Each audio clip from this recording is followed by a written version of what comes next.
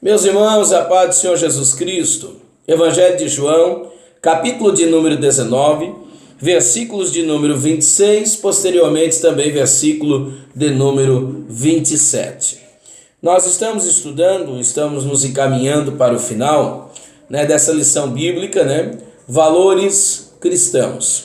E se você observar essa revista que trata de assuntos extremamente apologéticos, e nós não iremos nem mesmo citá-los por uma questão de tempo, mas você perceberá que essa lição protege a vida, porque o que o mundo e o diabo têm feito são atentados contra a vida.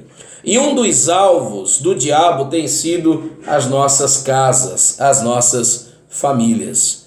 Você imagine que um pastor, um pregador, assume a tribuna, querendo que outros lhe ouçam, mas quem sabe os seus mesmos não param-lhe para ouvir. Em Miqueias 7,5 diz que os maiores inimigos do homem não são os de fora, mas são os de dentro da sua casa. Jesus também falou sobre isso. Então nós precisamos ter esse cuidado, porque nenhum sucesso fora de casa compensará o fracasso dentro dele. Não adianta dizer aos filhos de Davi que eles têm um pai exemplar como rei, como político, como guerreiro, como compositor, como cantor. Os filhos de Davi não querem um compositor, não querem um rei, eles querem um pai.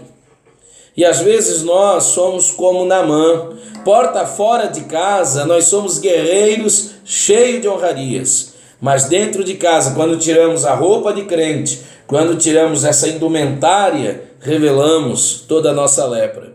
Outros sofrem a síndrome de Ló. Lembra de Ló? Não toque nos anjos. Se quiser tocar, toque na minha filha, toque na minha família, mas não toque nos anjos. Essa gente precisa ler 1 Timóteo 5,8, quando diz que aquele que não cuida dos seus é pior do que o incrédulo. É um apóstata. Diz que este negou a fé, apostatou da fé e é pior do que o incrédulo. Então nós precisamos conceituar essas questões e priorizar. Nós sabemos que a família é a célula madre da sociedade. Por muito tempo, a gente ouviu dizer que primeiro é Deus, depois é a obra de Deus e depois é a família.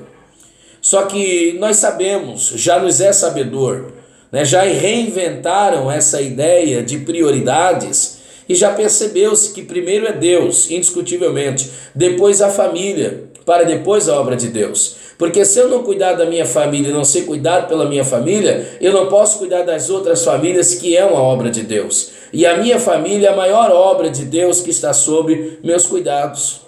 Minha família, meus primeiros discípulos. Alguns, infelizmente, alguns filhos de pastores, esposas de pastores, veem a igreja como sua arquirrival, porque tem que dividir o seu marido com o ativismo da igreja, tem que dividir o seu marido, dividir o seu pai com a própria igreja. Algumas mulheres de pastores não têm medo de perder seus maridos devido ao caráter e à fidelidade, não têm medo de perder o marido para uma aventureira, mas tem medo de perder seu marido para a própria igreja. Mas esses maridos, esposos, obreiros, devem parar e pensar um pouquinho e voltar para as Escrituras. Porque olha o que Jesus fez como nosso exemplo maior. João capítulo 19, verso 26. Ora, Jesus vendo ali sua mãe, e ao lado dela o discípulo a quem ele amava, disse à sua mãe, referindo-se, claro, a João: mulher, eis aí o teu filho. Então disse ao discípulo, referindo-se a Maria: eis aí a tua mãe. E desde aquela hora, olha que interessante, o discípulo a recebeu em sua casa. Cogita-se uma ideia de Esdras, capítulo 6, verso 11, cogita-se uma ideia de que quando Jesus foi crucificado, tirou-se o alicerce central, o pilar central da casa de Jesus, aonde Jesus morava, e cogita-se a ideia de que a casa da irmã Maria, haja visto que seu pai, seu padrasto, por assim dizer, seu pai de criação, nosso irmão José já havia sido morto, já estava morto nesse episódio, já era falecido. Então que a casa da irmã Maria foi feito um montouro, ruínas, pôs-se fogo sobre ela. Cogita-se essa ideia, fundamentada em Êxodo 6:11, e que a cruz que Jesus carrega, ou o madeiro para a cruz que Jesus carrega, foi da própria casa. E que se isso fosse de fato verdade, então a irmã Maria ficaria sem casa. E é por isso que Jesus vai falar com João, e João vai receber Maria na sua casa. Eu não sei ao exato se realmente essa ideia é verídica, se essa ideia é verdadeira, cogita-se essa possibilidade, mas fato é, o que está escrito de fato é: Jesus está na cruz, fazendo a maior de todas as obras. Jesus está na cruz salvando-me. Jesus está na cruz salvando-te. Jesus está na cruz perdoando-nos. Jesus está na cruz consumando uma obra que somente Ele. Por isso o escritor aos Hebreus 12:2 diz que Ele é autor e consumador. Somente Ele a pode executar. Ele está fazendo a maior de todas as obras. Nenhum hino composto até hoje é mais importante do que as obras da cruz.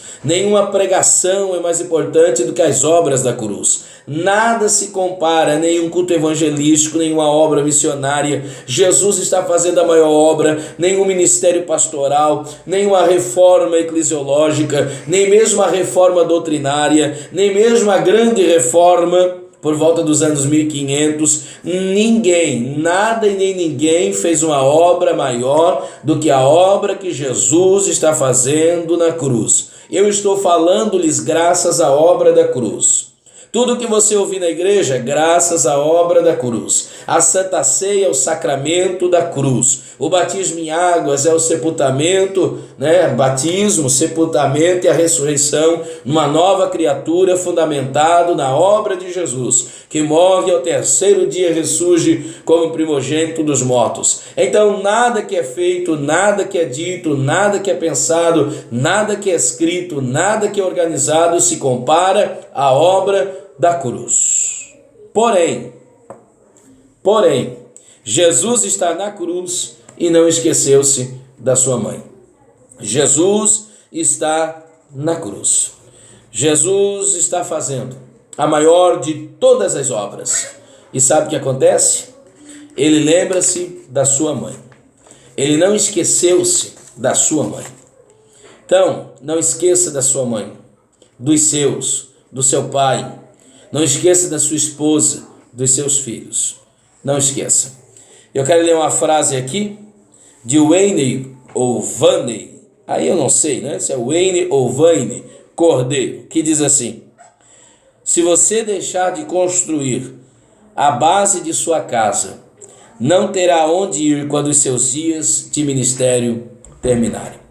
Triste é quando você conhece alguns obreiros, pastores, que envolvem-se no ministério para poder fugir de casa, para poder fugir da esposa. Olha que coisa terrível, para poder fugir dos filhos. Ele faz da igreja um céu porque a sua casa parece um inferno.